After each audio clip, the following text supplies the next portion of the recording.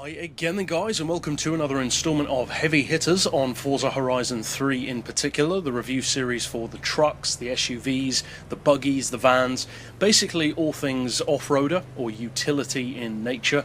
So as far as performance goes, especially being a DLC car, what can you expect from this Hilux? Because it certainly looks cool.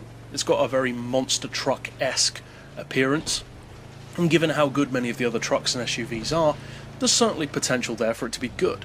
So is it? Well, let's compare it to the others in terms of scoring and find out. First of all, we have the handling. And for the handling on this car, I'm going to give it a 3. Because although it's not strictly speaking bad, the fact that the tyres are so big, the ride height is so high, and the weight is reasonably high as well at 2.15 tonnes, it's not exactly the most nimble machine out there, even by SUV standards. The fact that it is lighter than some other SUVs is a bit of a help, but the fact that it carries that weight so high and has so much bounce from its suspension and its tyres means that it is pretty wallowy as far as pickup trucks go, even compared to some older ones. It's just not the best machine out there for cornering ability. It's better than some, but not most. As far as acceleration goes, unfortunately I'm going to have to give it a subpar score of 2, because it's just not very good. In stock form in particular, it is woefully slow. I'm talking it can get overtaken by the Gurkha slow. That's pretty bad. When a car can be overtaken by a Gurkha or a Hummer or a Reliant supervan, it's not exactly fast. The bubble car can give this thing a great run for its money, and that's not good. That's not good for a DLC car. It's only got 169 horsepower to work with, and in a 2.1 ton truck, that just doesn't get the job done. As we said earlier, it's not intended for speed. Now when you tune it, of course, you can give it a V8 with 1000 horsepower, but even then, the launch isn't all that great, and it's not as quick as you might hope it would be.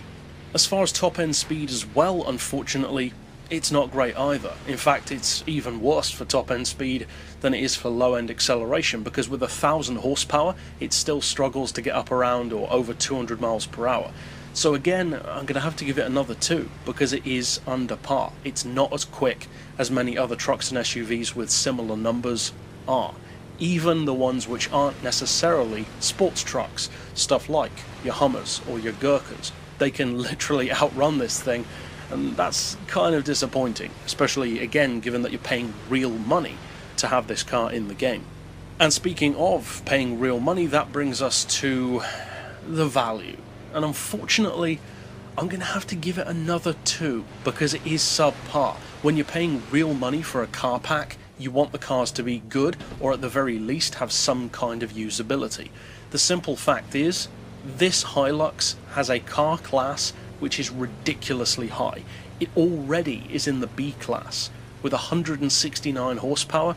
That's ridiculous. It cannot compete at that level. Even if it were in the D class, it would struggle. So I do not know why they made it that high, and that pretty much kills any kind of value for money that the vehicle could have. Even fully tuned, it's far too high in the S2 class, and again, it just cannot compete. It doesn't have the kind of performance even against other trucks.